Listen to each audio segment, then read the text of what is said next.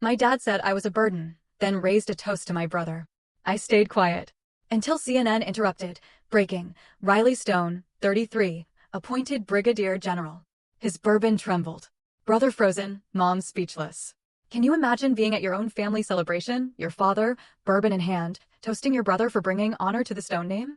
Then, he looks directly at you, a chilling, flat stare, and announces to 100 smiling guests, as for my daughter, her choices are her weight to carry, not mine. My stomach dropped. The room laughed.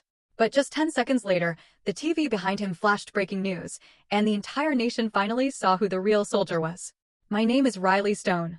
I'm 33 years old, a Major General in the United States Army. And that night, my own father reminded me that in this family, titles mean absolutely nothing when they belong to the wrong child.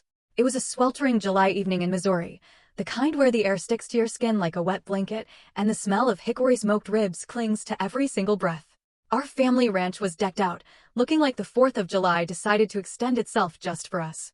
Adults nursed their Budweisers, kids chased each other between hay bales and lawn chairs. On the surface, it was a picture-perfect scene. A Norman Rockwell painting, if you will. But I felt like a smudge on that painting. I was in a plain flannel shirt, faded jeans, and boots still dusty from the base. I looked utterly out of place among the designer polos, sundresses, and those perfectly manicured smiles. Liam, my older brother, Captain Liam Stone, you know, the golden boy, was holding court in a custom-tailored Navy suit. He was spinning tales about Pentagon strategy meetings, name-dropping senators like they were old college buddies. Everyone laughed a little too loudly, nodded a little too eagerly. He was always the chosen one. I tried to catch my mother's eye. Eleanor Stone was by the buffet, ladling mashed potatoes onto Liam's plate as if it were a sacred offering. "Hey, Mom," I said, my voice barely cutting through the din. She glanced at me, her smile tight and distracted. "Hi, sweetheart," she whispered quickly, her eyes already darting back to Liam. "Be sure to grab some corn before it's gone." Just like that, she turned away. Then, Dad, Harrison Stone, rose from his chair, a glass of 4 Roses bourbon in hand. The entire yard went quiet. His voice, aged by years of command and arrogance, boomed across the gathering. "I'd like to make a toast." Every head turned. Phones dropped. Conversations died. He lifted his glass high, looking directly at Liam. "To my son, Captain Liam Stone, a man who carries the Stone family legacy with honor and brilliance." Applause erupted. Whistles, cheers. Pride soaked the air like the humidity itself. Then he turned to me. For a split second, our eyes met. His were icy, assessing, and utterly empty. He cleared his throat and added, "And my daughter? Well, her choices are her own burden to carry." That was it. No name, no glass raised, just a dismissal so sharp it felt like broken glass in a punch bowl. The silence that followed was louder than any explosion I'd heard in combat. Even the crickets stopped. A hollow pit began to churn in my gut. My breath hitched. I stood there, suddenly hyper-aware of every single person's gaze, shifting uncomfortably. I saw the neighbor's kid's jaw drop mid-hot dog bite. I saw Liam grin smugly into his drink. I just wanted to vanish. Then came the twist of fate that absolutely no one saw coming. The outdoor bar's flat-screen TV, which had been idly playing baseball highlights, flickered and switched. A Fox News special bulletin. The host's voice was somber. "We've just received confirmation from the Department of Defense." My heart stopped. The screen filled with the Pentagon seal, then my photograph. In full Army combat uniform. My face. My name. My rank. The cheer in red. Breaking. 33-year-old Major General Riley Stone. The strategic mind behind global AI counteroffensive. The silence was absolute. No one clapped. No one cheered. My father's bourbon glass trembled in his hand, the amber liquid shivering with it. The pride in his eyes drained away like a faulty dam. And me? I didn't smile. I didn't bask in it. I felt nothing. Or maybe I felt too much. A flood of rage and sadness and vindication, all battling to rise. But mostly, I felt that hollow pit, a chilling reminder that I'd just jumped from 10,000 feet without a parachute and was still falling. They saw me now, yes, but not as a daughter. Only as an anomaly. And still, no one said a word.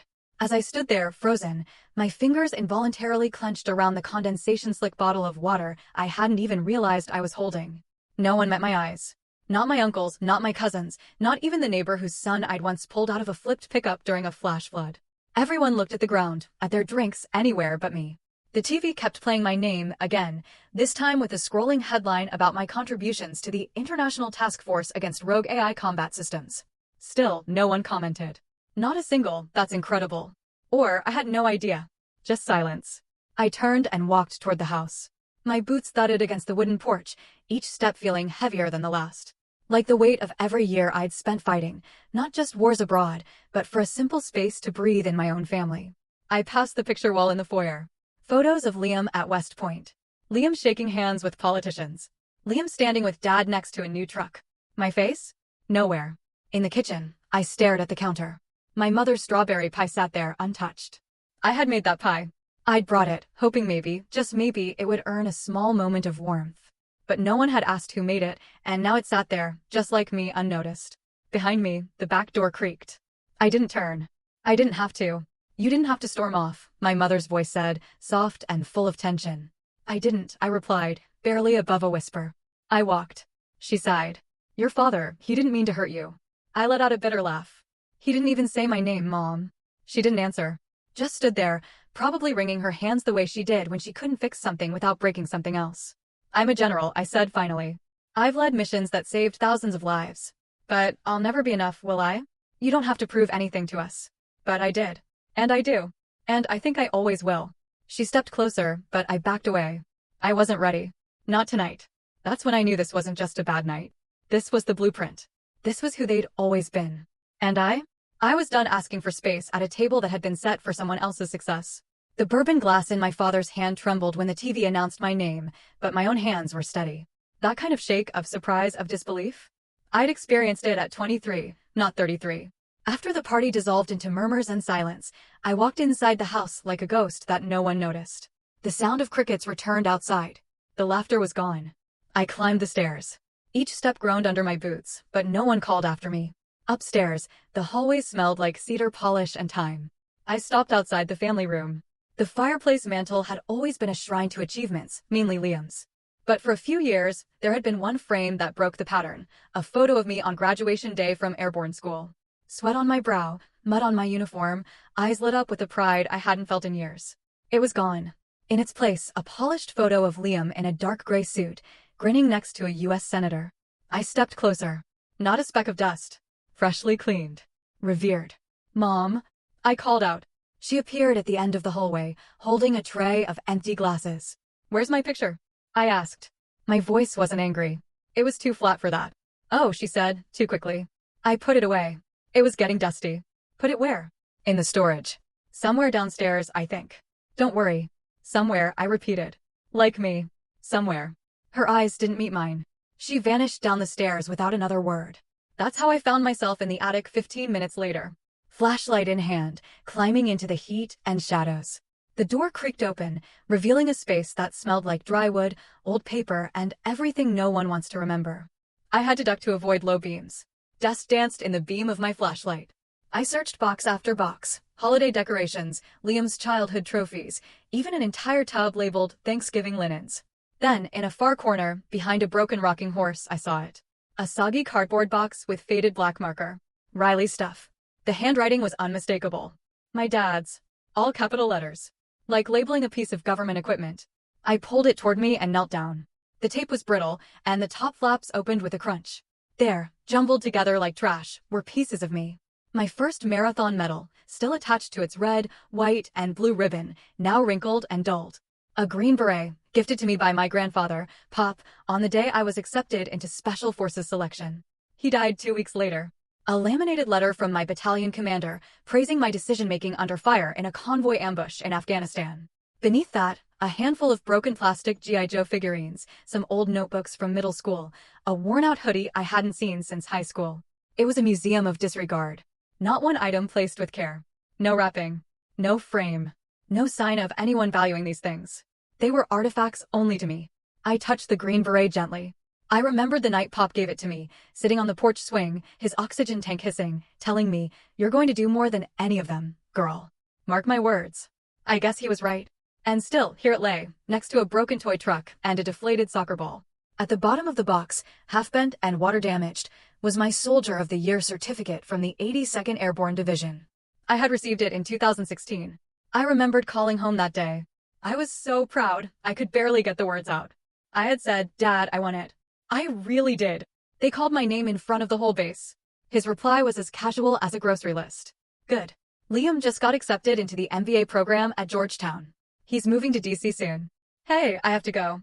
Long distance calls still cost something. Click. 30 seconds.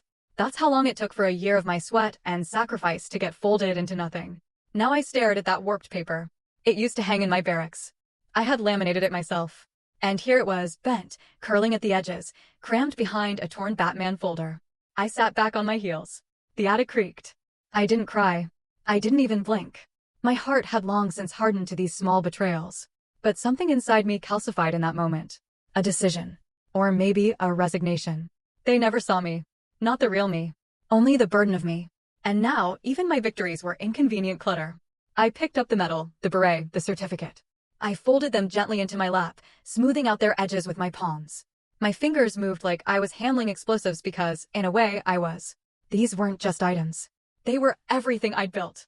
Everything they didn't want to display because it didn't fit their narrative. The house groaned again with the settling heat. Somewhere downstairs, someone turned on music. Classic rock. Probably Liam's playlist. I looked around the attic one more time. Then I spoke out loud, to no one. I am not the forgotten one. I am the proof you ignored.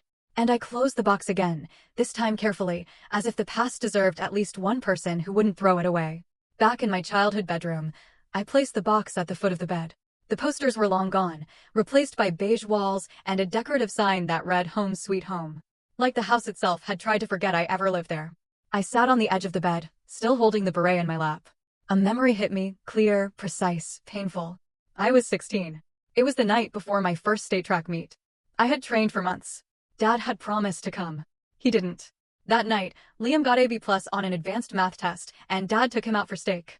I remember standing on the podium with my ribbon, scanning the crowd, hoping maybe he'd show up late. He didn't. Mom said, "He had a work thing, sweetheart." That's when I first learned his version of love was conditional. Liam's version of success made sense to him. Mine never would.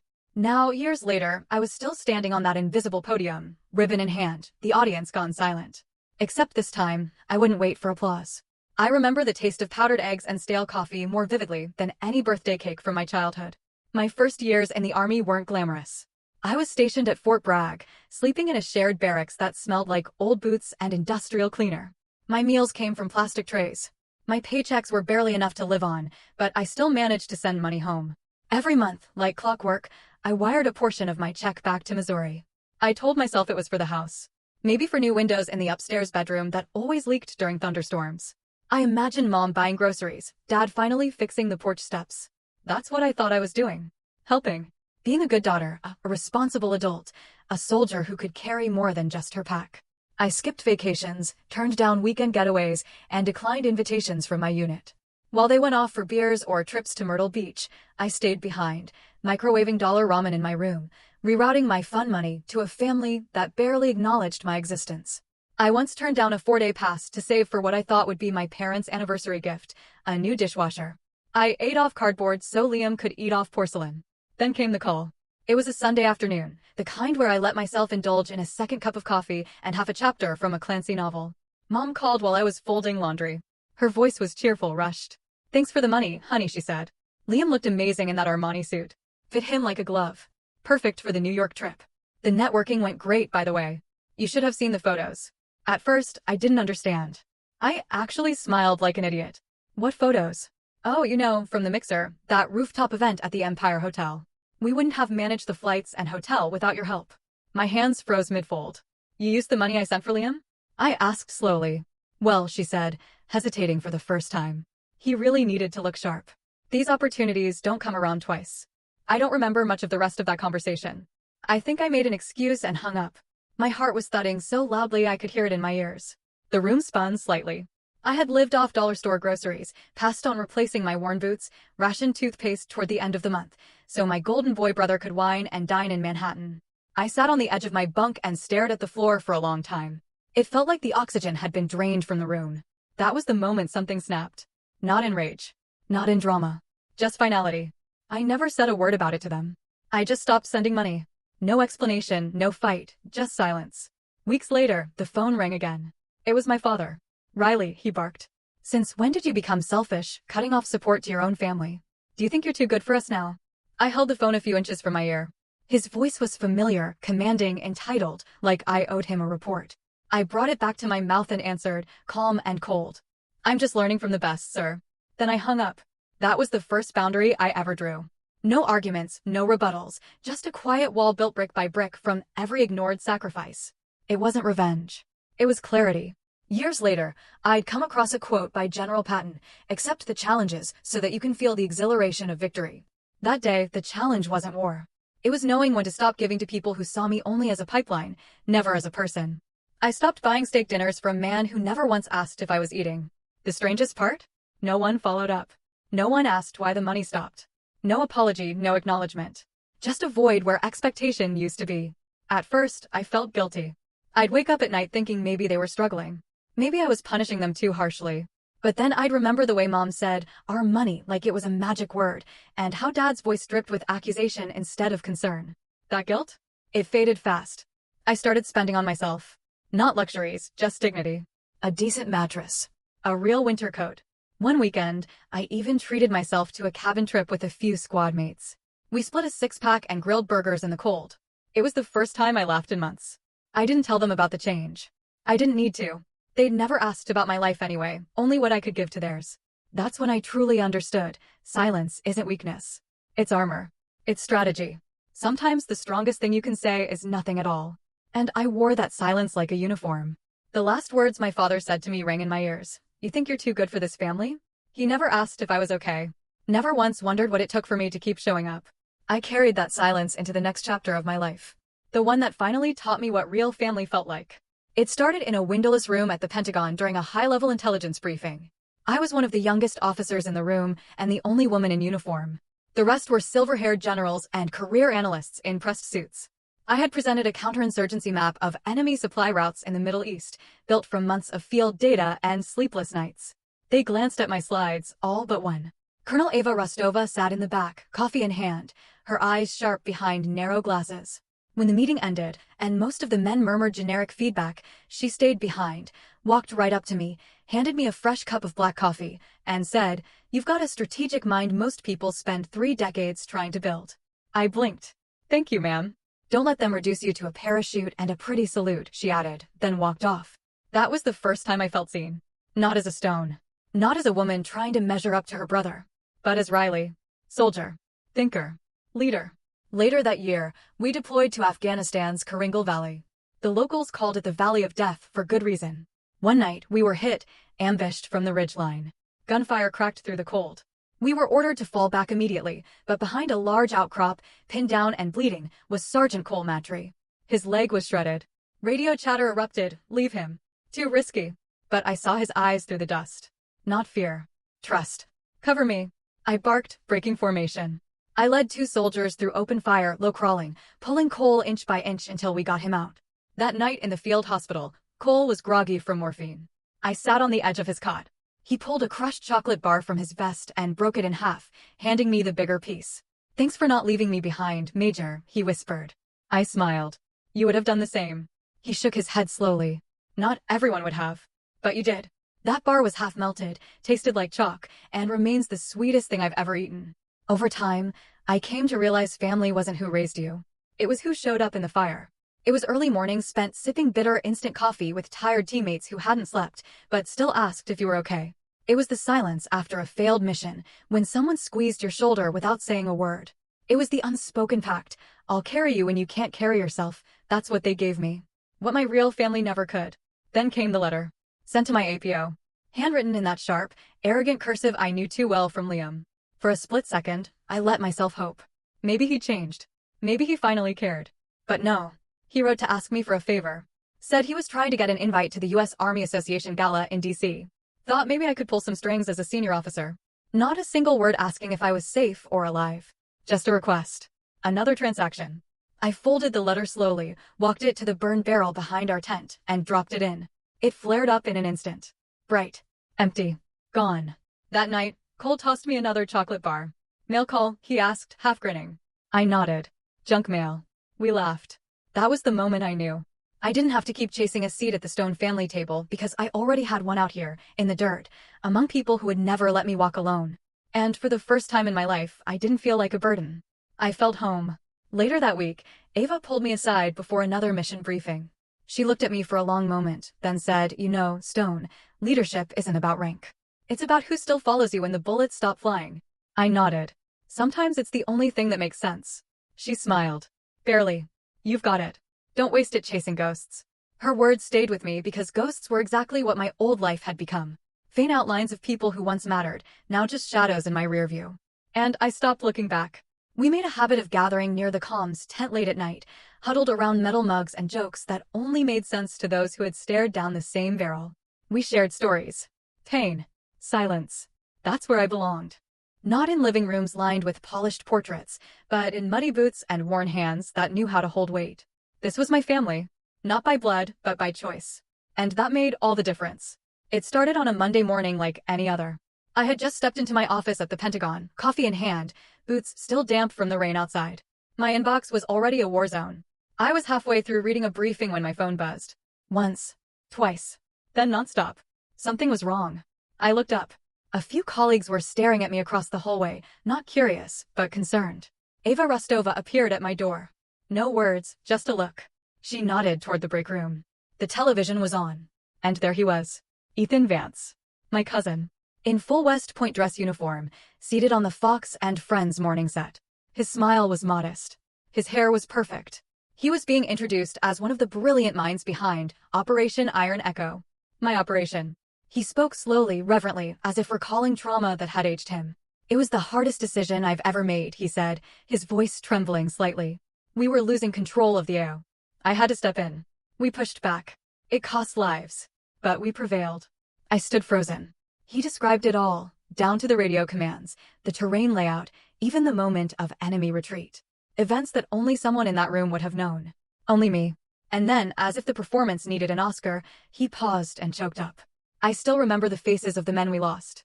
We didn't leave anyone behind. A single tear rolled down his cheek. Ava cursed under her breath. He's using your debriefing notes, word for word. I didn't speak. I couldn't. I stared at the screen as America listened to a lie. Not a misquote. A full-blown hijacking. And I wasn't just erased. I was replaced.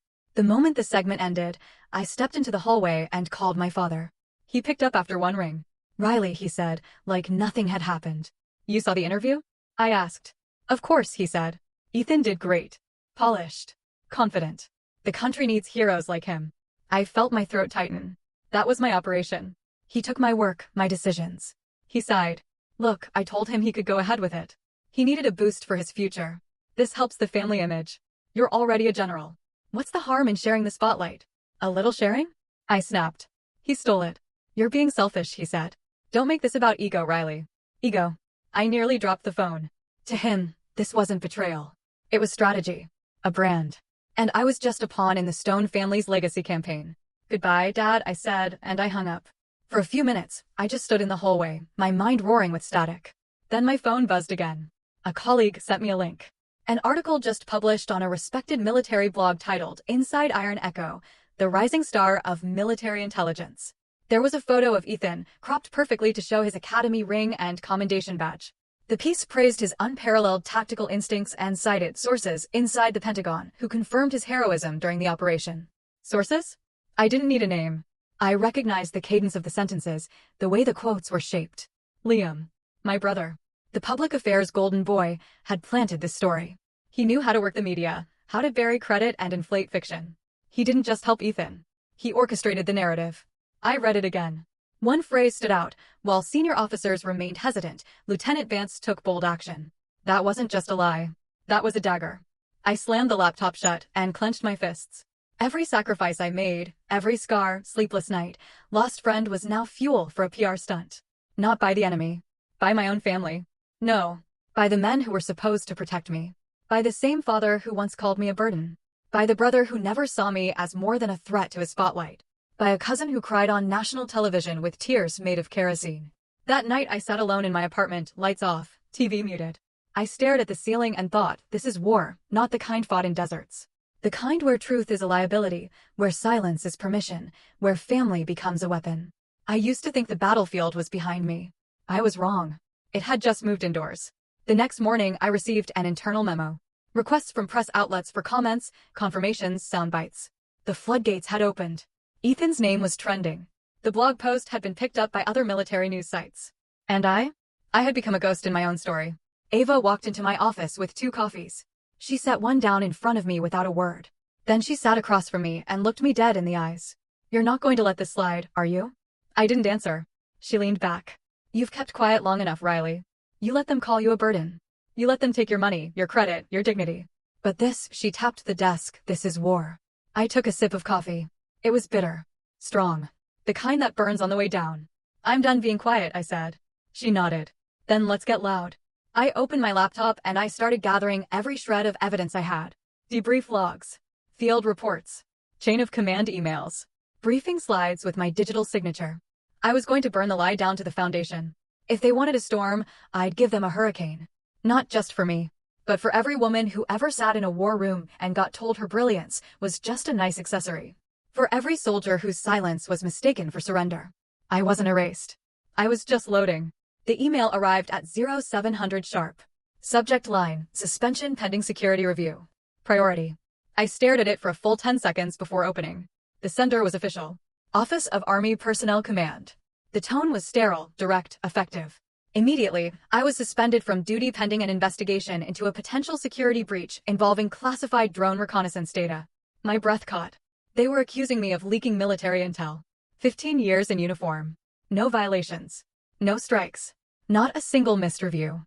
And on the anniversary of my enlistment, July 8th, 0600 Fort Jackson, they chose this exact day to send it. Coincidence? No. Precision. The attached PDF outlined the charge, breach of Category 1 security protocol. The name signing off at the bottom wasn't real, but I recognized the alias. MJR Delta, a ghost signature used by high-level clearance staff. Only a handful of people could authorize this kind of action. One of them was General Adrian Concade. He'd hated me since the Kabul intel shakeup. I exposed a flaw in his drone command model. Cost him 2 contracts and a promotion. And now he was backing Ethan, my cousin, the man who stole my operation. This was retaliation wrapped in protocol. A kill shot by spreadsheet. My hands clenched around the mouse. They weren't just trying to silence me. They were going to bury me. I sat motionless in my empty office. Outside, DC traffic droned like nothing had changed. But inside me, something snapped. Not like a twig. Like steel under pressure. The kind of break you don't hear until the damage is irreversible. For years, I'd stayed quiet. When my father called me a burden. When Liam drained my paycheck for Armani suits. When Ethan cried fake tears on national television with my war story in his mouth. I swallowed it. But this wasn't family politics. This was erasure. Institutional. Deliberate. Coordinated. I leaned back in my chair, fluorescent light buzzing above me. And I remembered something, an old TED Talk I'd watched during my 3rd tour. Breen Brown talking about vulnerability.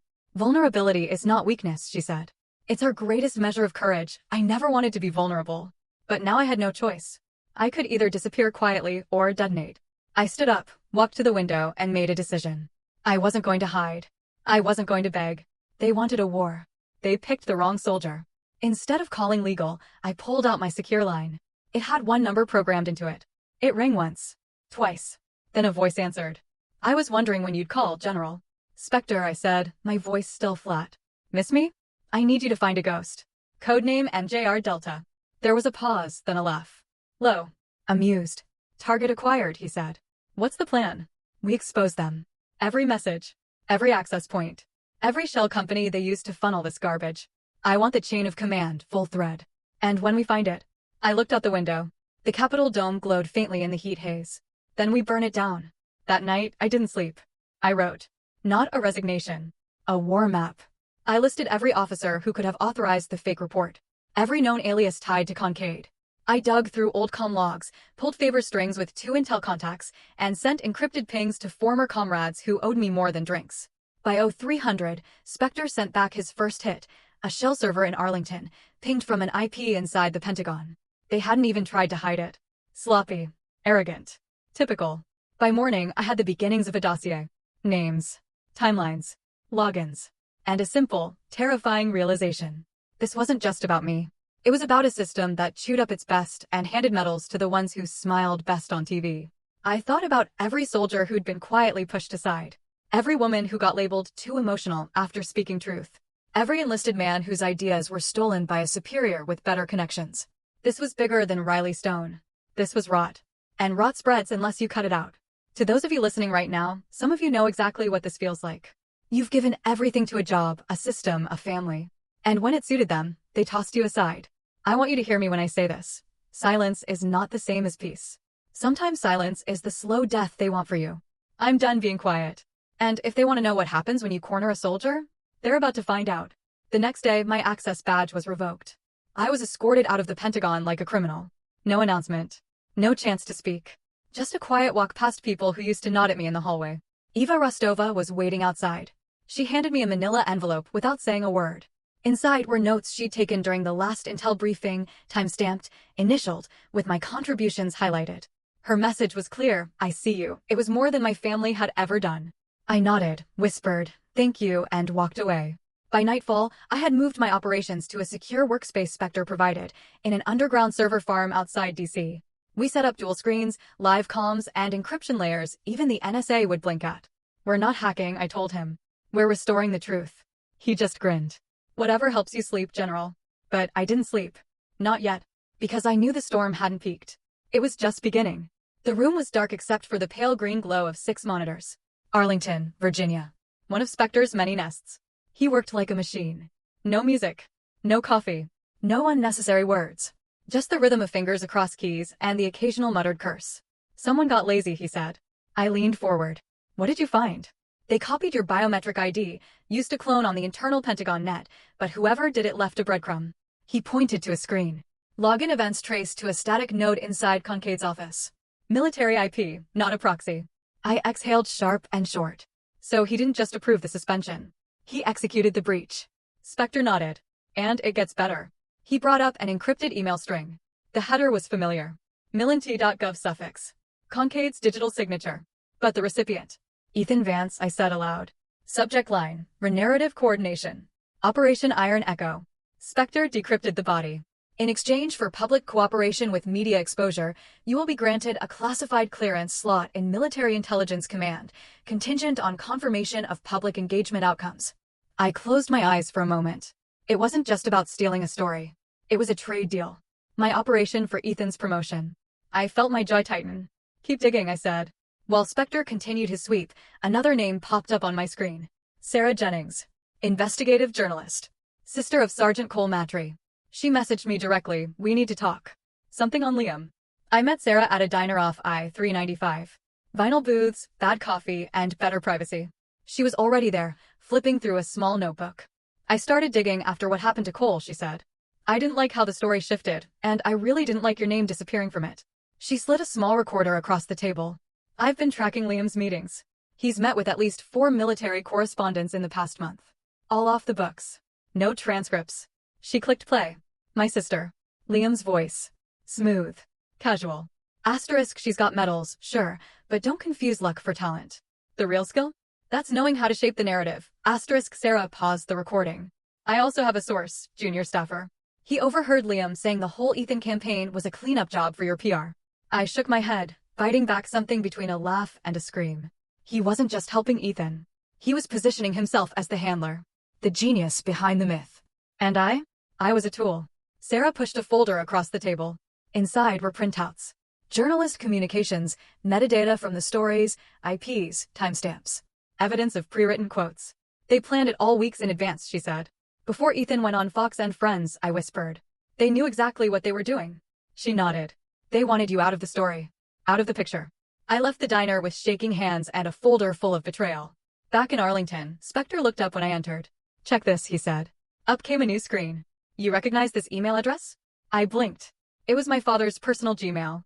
Spectre said, he's not careful. Never was. He opened a chain of emails, plain text, no encryption, like 2 old men gossiping over a drink, except these 2 were General Concade and Harrison Stone, my father. The subject line, Behavioral Patterns, Riley. I sat down slowly. Concade had asked for psychological context. And my father had delivered. He wrote about me in the third person. Asterisk, Riley has always shown volatility under pressure. She resents male authority, prone to outbursts and idealistic rigidity. May require monitoring for long-term leadership stability. Asterisk, I stopped reading. Spectre whispered, he gave them the profile they needed to justify your takedown. He didn't need to plant false evidence. He just let your scars speak louder than your record. And he handed them the knife. I stared at the screens, at the emails, at the timeline we'd built. Father, brother, cousin, mentor turned adversary. Each played their part. Each saw me not as a daughter, sister, soldier, but as an obstacle. And yet, I didn't feel broken. I felt ready. That night, I sat alone in the dim light of Spectre's bunker, folder in one hand, black coffee in the other. Sarah's evidence was solid. Spectre's data airtight. The threads were clear, converging at a single point. But strategy wasn't about emotion. It was about timing. I opened a worn notebook, the one I kept from my days at command school. On the inside cover, I had scribbled one quote years ago in red ink: "Know thy enemy, know thyself, and in 100 battles, you will never be defeated." Sun Tzu. The Art of War. I turned the page and began outlining Phase 1. We wouldn't go public yet. Not until the foundation was rotted enough to crumble under its own weight. We needed one more piece. One misstep from their side to trigger everything. Spectre prepped the packet. Sarah began prepping a teaser for the press. And I started rehearsing a different kind of mission briefing. One where my weapon wasn't firepower, but evidence. One where the battlefield wasn't foreign soil, but live broadcast. And for the first time in weeks, I slept. Not out of exhaustion, but resolve. The hearing room was packed. Capitol Hill Committee on Armed Services. C-SPAN cameras live-streamed everything. The walls felt like they were sweating under the tension. General Adrian Kincaid sat on the front row in his full dress uniform, the sheen of metals across his chest like armor. To his left sat Liam, polished, pressed, unreadable. And next to him, Ethan Vance, clearly coached, clearly smug. And I walked in through the center doors, spine straight, in my own ceremonial blues. I didn't smile. I didn't waver. The air changed the moment I took the stand. A senator from Delaware opened the session. "General Riley Stone, you've requested this opportunity to respond to serious allegations. The floor is yours." I nodded once and adjusted the mic. For 15 years, I served this country in silence. I planned missions, protected lives, and accepted the cost of wearing this uniform. I never asked for recognition. I only asked for truth. But truth, it seems, was inconvenient. I paused. The room didn't breathe. And now I will show you exactly why I was suspended. Not because of wrongdoing, but because I knew too much. I motioned to the staffer. The first video appeared on the large screen behind me. It was Ethan on Fox and Friends, describing the Iron Echo mission. Polished. Scripted. Full of dramatic flair. Then I played the mission audio. Black box feed from our operation in the field. My voice barking orders, coordinating airstrikes, saving Sergeant Matri's team under live fire. There was no Ethan. Only me. A murmur rolled through the gallery. I raised my hand for silence. Ethan Vance was never on that mission. He told a story that wasn't his and sold it to America. Kincaid's jaw tightened. I nodded again. But he didn't act alone. Another slide appeared. Email exchanges between Kincaid and Ethan. Promises of a future position in military intelligence tied to Ethan's public cooperation. He was bribed, I said, to lie in exchange for a career. I saw Ethan glance sideways, his hands fidgeting. "Let's move on to Liam Stone," I continued. "Senior Public Affairs Officer at the Pentagon." I tapped the clicker. On screen, metadata showing Liam's private meetings with key defense journalists, timed days before their articles published, citing anonymous sources discrediting my work. I played the audio. Asterisk my sister, she's got medals, sure, but don't confuse luck for talent. The real skill? That's knowing how to shape the narrative. Asterisk Liam didn't flinch. I did not blink. Then came the final blow. "I want to turn your attention to this correspondence," I said, my voice razor sharp. Up came the email string from my father, Harrison Stone, to General Kincaid. No encryption. Just cold, precise language. "Riley has always demonstrated volatile emotional patterns, resists male leadership, prone to acts of insubordination, cloaked in moral righteousness." I let the words hang. He didn't defend me. He armed my enemies. A long pause. No one in the room moved. I turned away from the screen, faced the panel. Senators, these were not investigations. They were assassinations of character. Strategic, calculated, and political. This was not oversight. This was orchestration. The committee chair, an older Republican from Arizona, leaned forward. "General Stone, are you saying that the suspension was retaliation?" "I'm saying it was theater," I replied. "And they forgot who taught drama in this war." The room cracked. Some quiet chuckles from the press. The rest still stunned. I closed my folder. I faced General Kincaid. "You tried to bury me, but all you did was dig your own grave with documentation. You underestimated me. That's your legacy." Then I turned to Liam. "You weaponized the media because you didn't have the guts to confront me in person. That's your legacy." And finally, to my father. "You once told me leadership wasn't about glory. It was about sacrifice.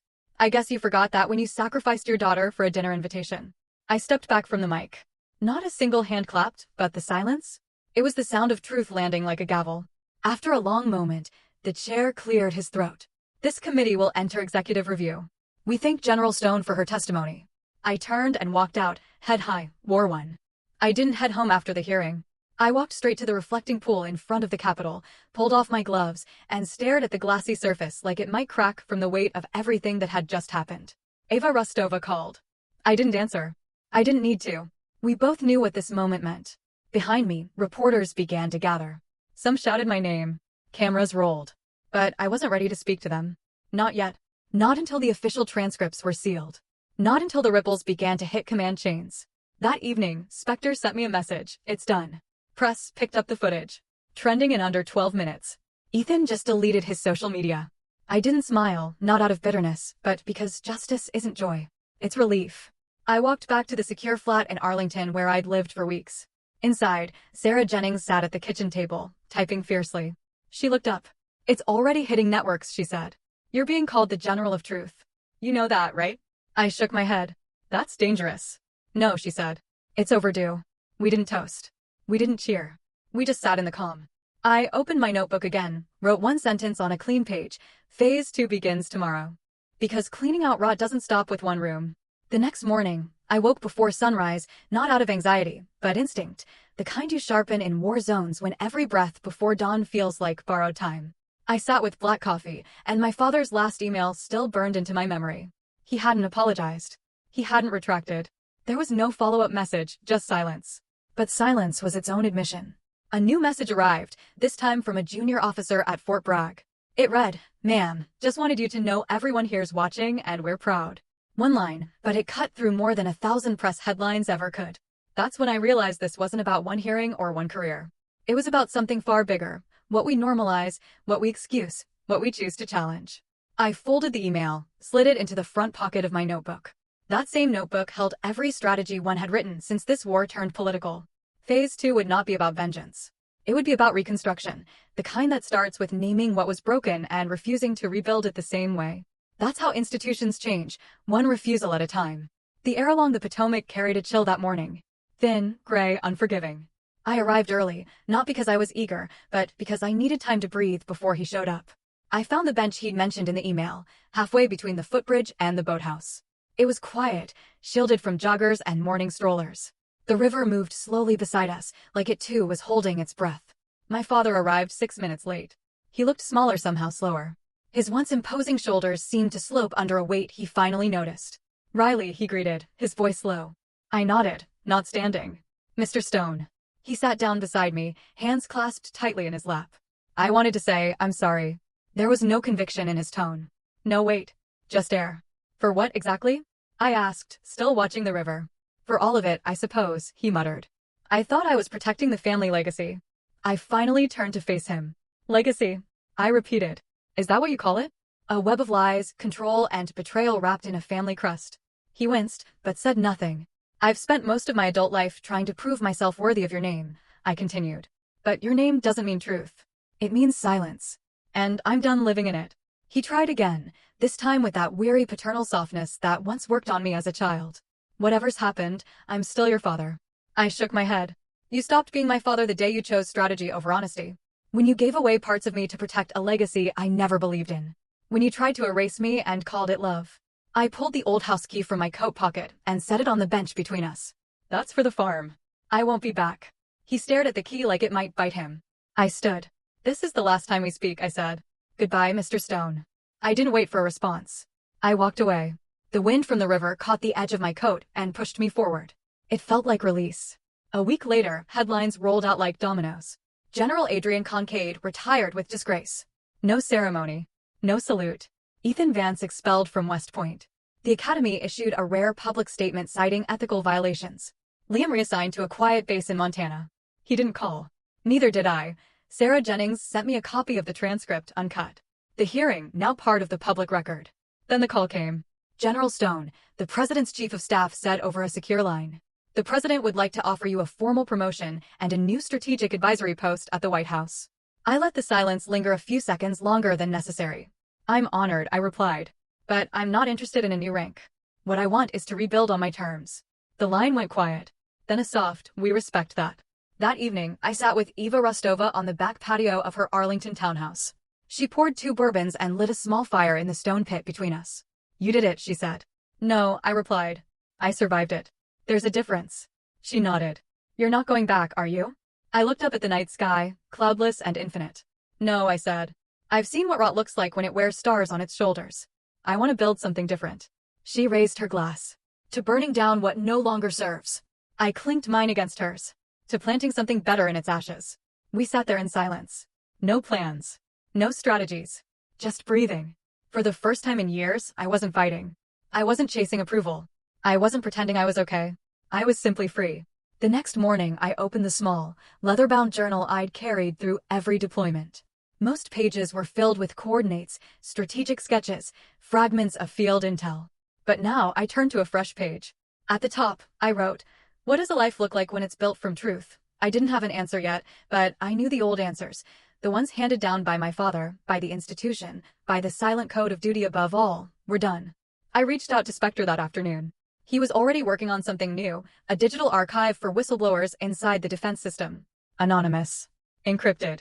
Ironclad. "You in?" he asked. "More than in," I told him. "I'll fund it myself." He whistled low. "Damn, you're not playing around." "No," I said. "I've played their game long enough." Later that day, I went to visit Sergeant Cole Matry, now in rehab after another surgery. He smiled when he saw me, despite the pain in his eyes. "You took down giants," he said. "With words." I shook my head. "With truth." He nodded. "Same thing." Before I left, he handed me something wrapped in cloth. It was his unit patch, faded, scorched on the edge. "I want you to have it," he said. "Because you didn't leave me behind. Ever." I swallowed hard and slipped it into my coat.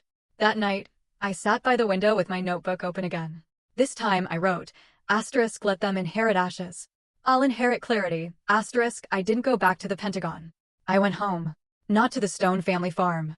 I had left that behind with the old key and the ghosts that never learned how to let go. Instead, I bought a modest piece of land on the edge of Jefferson County, Missouri. Acres of oak trees and open sky, far enough from the past, but close enough to rebuild something honest. That's where I founded the Stone Institute for Honorable Leadership. The name wasn't about pride. It was reclamation. I was taking back the word stone, not for legacy, but for foundation. The Institute became a sanctuary, not of silence, but of voice. A place where young officers, returning veterans, and civilian leaders came to learn the kind of strength that doesn't shout. The kind that holds. We taught ethics in combat, humanitarian strategy, resilience of the mind. We told the truth about war, not just its violence, but its moral weight. What it takes to keep your humanity intact when everything around you asks you to surrender it. Some days were hard. There were faces in those lecture halls that reminded me of my own reflection a decade ago. Tight-jawed, closed-hearted, trying not to drown in invisible wounds. But then someone would stay after class, ask a question, cry, laugh, offer a story, and healing would begin. Not from me, but from the space we'd made together. One overcast afternoon in early spring, my mother showed up. I was kneeling in the memorial garden, pulling out winter weeds, when I saw her brown boots step onto the gravel path. She didn't say anything right away, just crouched beside me and picked up the trowel I'd set aside. We worked in silence, the kind that wasn't empty this time, but willing. When the last flower bed was cleared, she reached into her coat pocket and placed something in my palm. My first marathon medal. The one I thought they'd thrown away. It was polished, smooth, like it had been waiting. "I'm sorry," she whispered. I wasn't brave. I didn't say anything. I didn't need to. I just closed my fingers around the medal and nodded. I wasn't forgiving her for the past. I was forgiving myself for carrying it so long. Weeks passed. Classes grew. Applications tripled. One evening, I stood at the back of the main hall, watching a group of cadets laugh over their notes and coffee. The whiteboard was still marked with notes from the last session: philosophy, tactics, purpose. That night, I wrote a new lecture. Not about victory. Not about medals. About betrayal, loss, and how those things, if faced with courage, can shape the kind of leader no school can fabricate. I opened class the next morning without preamble. "What makes a leader worth following?" I asked. Silence. And then stories came. About broken commands. Saved lives. Mentors who had failed. And moments they could have given in, but didn't. When it ended, I walked to the board and wrote 4 words. Honor is not inherited. It is built. I stood beside it for a moment, the markers still warm in my hand. That was the legacy I wanted. Not one carved in stone, but one planted, watered, lived, and finally let go. That night, after everyone had gone, I walked the perimeter of the land. The stars were clear above Missouri, unbothered by memory, untethered from bloodlines. I found myself thinking not about battles or hearings or betrayals, but about the simple rhythm of rebuilding. Of mornings that began with black coffee and the hum of cicadas. Of veterans in work boots clearing trails behind the lecture hall. Of planting something that would last longer than I ever would. I kept a stack of books in my office. Worn copies of Marcus Aurelius, Seneca, Epictetus. Most had notes in the margins, left there from my time in Kabul, in Seoul, in Arlington. I taught from them, not as doctrine, but as an invitation to examine, to choose, to live with principle when applause and rank were gone. One of our cadets, a young woman named Ortiz, stayed late one evening. She was restless, eyes sharp. "Ma'am," she said, "how do you know when to stop fighting?" I thought of my father, of Ethan, of Liam, of the battlefield in the boardroom and the Senate floor. "When the battle costs you more than the wound," I said. "When you realize peace is not the absence of conflict, it's the presence of alignment." She didn't write that down. She just nodded. And that told me she understood. I wasn't building a legacy of power. I was building a place for truth to breathe. And that was enough. If you've stayed with me all the way here, thank you. This wasn't just a story about betrayal and power. It was about choosing who we become after the ashes. Maybe, like me, you've carried wounds others never saw. Maybe you're still rebuilding your own truth. I hope Riley's journey reminded you that truth, when lived out loud, can be healing. I want to hear from you. Have you ever had to reclaim your own name, or rebuild your life after a deep betrayal? What does your truth look like when you choose to live it out loud? Let me know in the comments below. I'm really curious to read your stories. Until next time, stay strong, stay true.